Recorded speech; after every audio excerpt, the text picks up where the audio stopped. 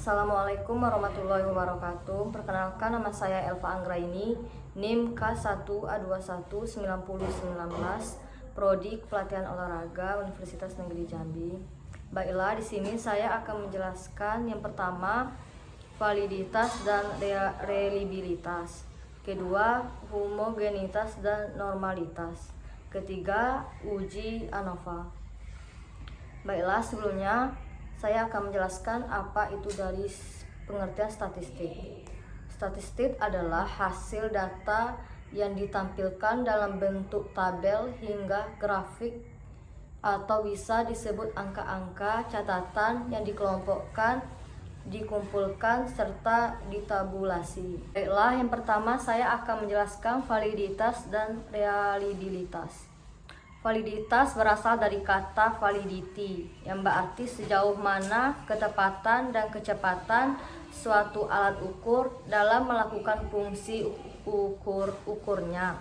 Suatu tes atau instrumen pengukuran dikatakan memiliki validitas yang tinggi apabila alat tersebut menjalankan fungsi ukurannya atau memberikan hasil ukur yang sesuai dengan maksud dilakukannya pengukuran tersebut.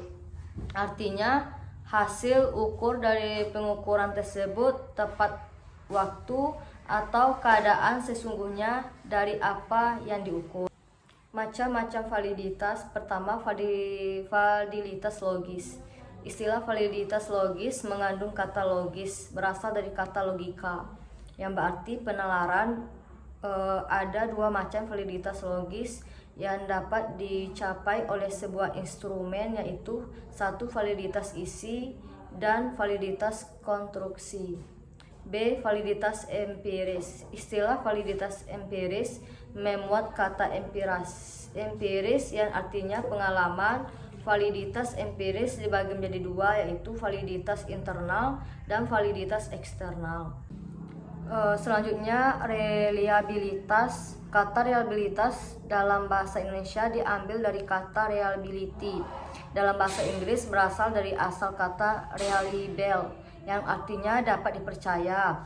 Instrumen tes dikatakan dapat dipercaya jika memberikan hasil yang tetap apabila dijelaskan berkali-kali.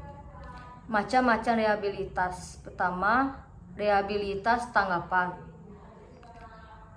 Mekanisme untuk memeriksa reliabilitas tanggapan responden terhadap tes, yaitu teknik tes, retest. Kedua, teknik belah dua. Kedua, homogenitas dan normalitas. Uji normalitas adalah suatu prosedur yang digunakan untuk mengetahui apakah data berasal dari populasi yang terdistribusi normal atau berbeda dalam sebaran normal. Distribusi normal merupakan salah satu distribusi yang paling penting kita akan hadapi. Ada beberapa alasan untuk ini. A. Banyak variabel dependen. Umumnya diasumsikan terdistribusi secara normal dalam populasi. B. Jika kita dapat mengasumsikan bahwa variabel setidaknya mendekati terdistribusi normal, maka teknik ini memungkinkan kita untuk membuat sejumlah kesimpulan, baik yang tepat atau perkiraan, tentang nilai-nilai variabel tersebut. C. Menguji normalitas data berkali disertakan dalam suatu analisis statistika inferensial untuk suatu atau lebih kelompok sampel. Normalitas sembarang data menjadi sebuah asumsi yang menjadi syarat untuk menentukan jenis statistika atau yang dipakai untuk menganalisis selanjutnya. Selanjutnya, homogenitas. Uji homogenitas adalah suatu prosedur uji statistika yang dimaksud untuk memperlibatkan bahwa dua atau lebih kelompok data sampel berasal dari populasi, regresi, persyaratan analisis yang dibutuhkan adalah bahwa galat regresi untuk setiap pengelompokan berdasarkan variabel terikat memiliki variasi yang sama. Perhitungan uji homogenitas dapat dilakukan dengan berbagai cara dan metode. Terakhir saya akan menjelaskan uji ANOVA. Analisis variasi atau ANOVA adalah suatu metode analisis statistika yang termasuk ke dalam cabang statistik inferensi. Uji dalam ANOVA menggunakan uji V karena dipakai untuk pengujian lebih dari 2 sampel.